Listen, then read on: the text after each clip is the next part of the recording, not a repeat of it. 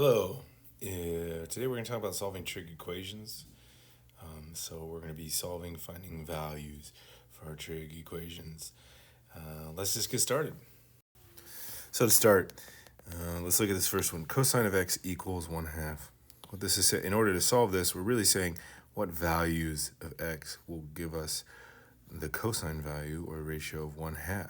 Well, so cosine of x, some radian measure, equals 1/2.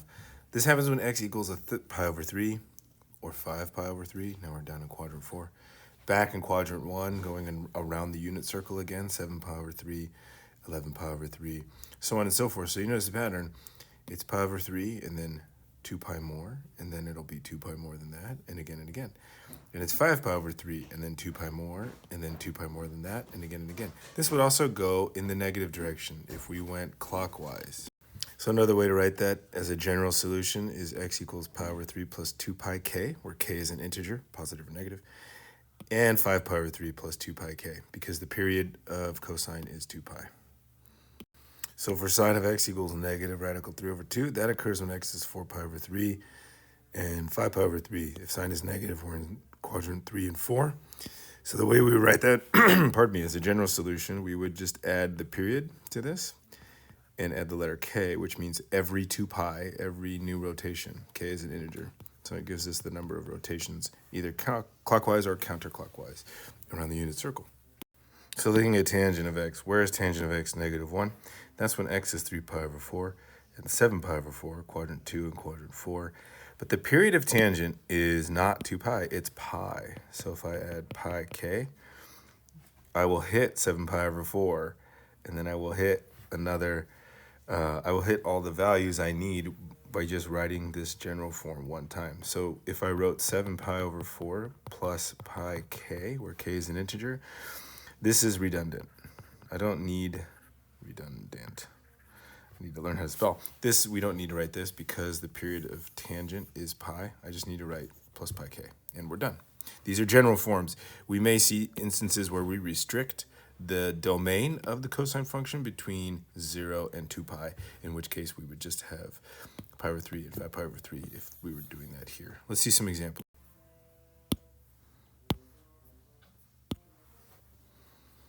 Oh, sorry, recording.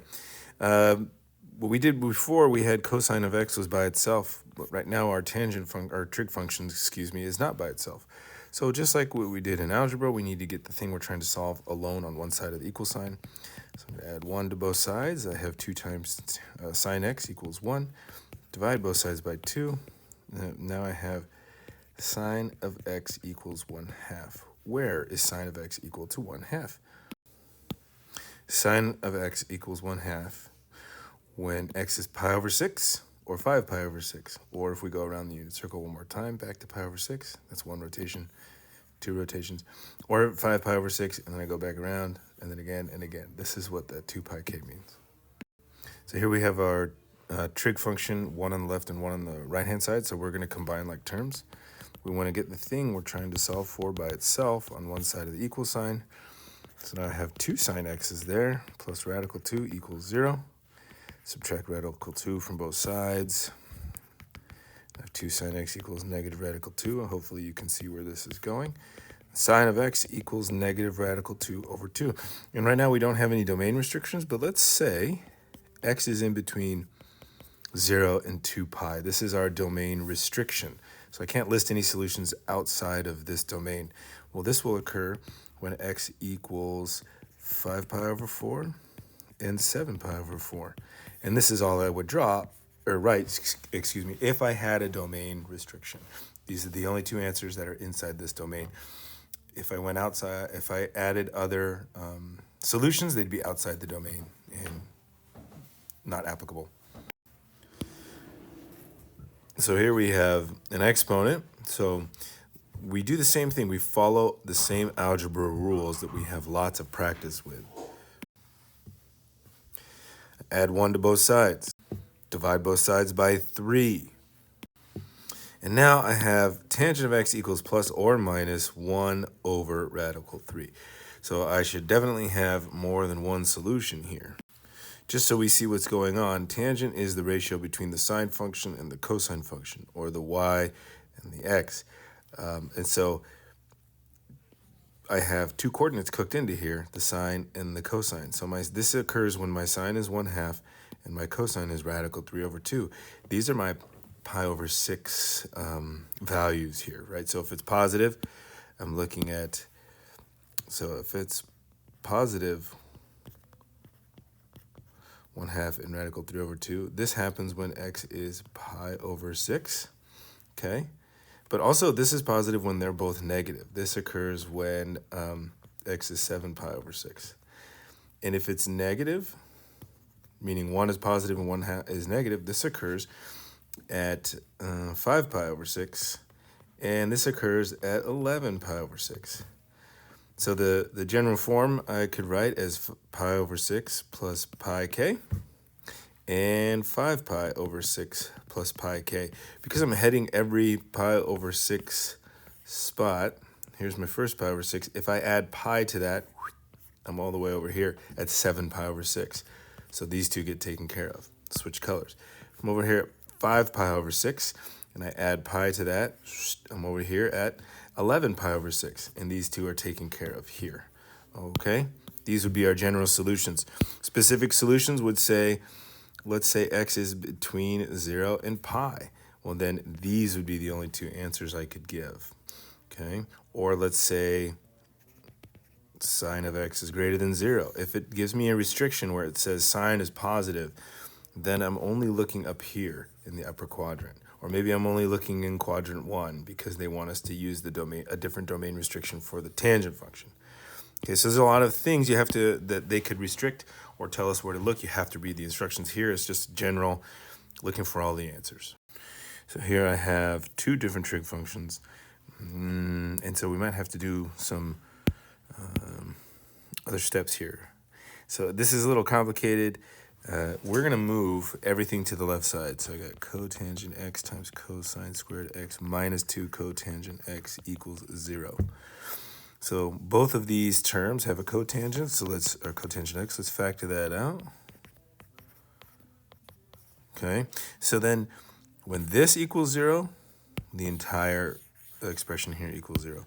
When this equals 0, the entire expression equals 0. So we can separate them out. Okay, and then I got cosine squared x minus 2 equals 0. So where is cotangent of x? 0. Remember, cotangent is cosine x over sine x. This only works if sine x does not equal 0. So cosine x has to equal 0. And that occurs at pi over 2 and 3 pi over 2. Okay. Now we can solve for cosine squared x here. We get cosine squared equals 2. Take the square root of both sides. Cosine x equals radical 2. However, we know that cosine of x is always less than or equal to 1, less than or equal to, or greater than or equal to -1. Radical 2 is greater than 1. And so there's no solution here. So this equation only has solutions at pi over 2 and 3 pi over 2. Sometimes you have two trig functions and they're difficult to separate, but we can use some identities to try and write this entire equation in terms of one trig function.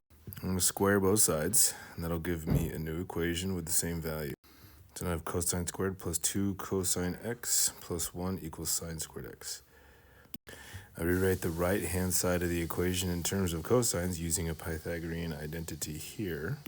Moving all terms to the left-hand side, I get 2 cosine squared x plus 2 cosine x equals 0.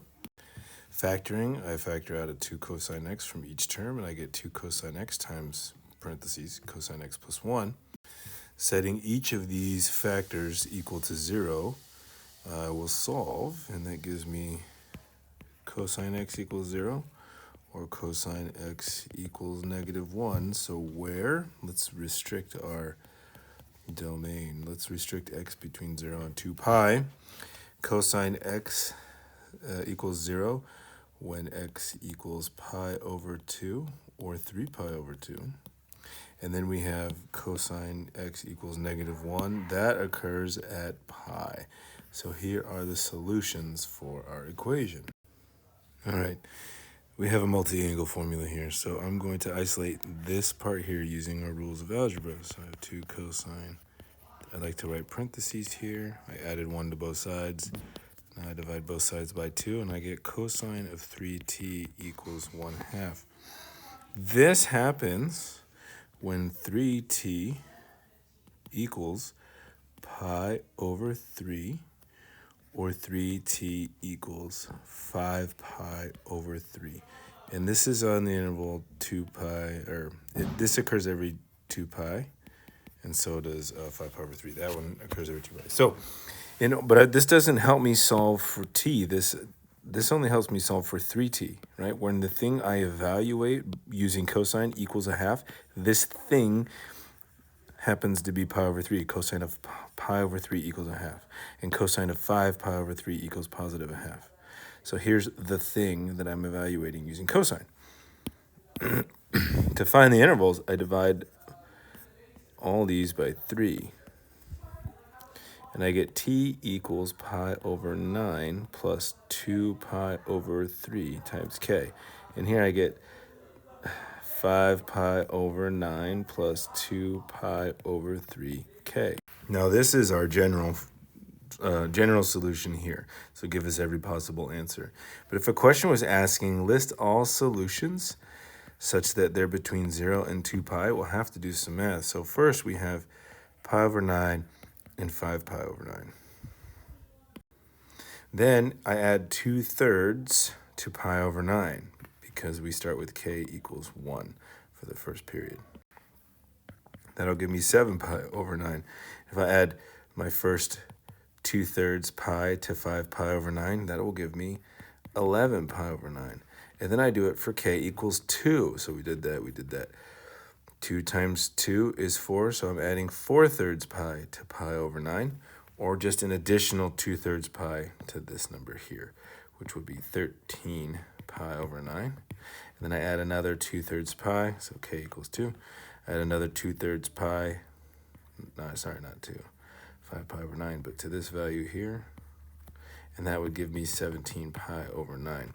If I tried k equals 3, this would be 2, sorry, you can't see what I'm pointing at, 2 times 3, my k is 3, so that's 6 pi over 3, which is really just 2 pi to pi over 9, and now I've gone past my my domain restriction, my interval here. So this would be a list, an exhaustive list of solutions between 0 and 2 pi, and this would be our exhaustive list of all solutions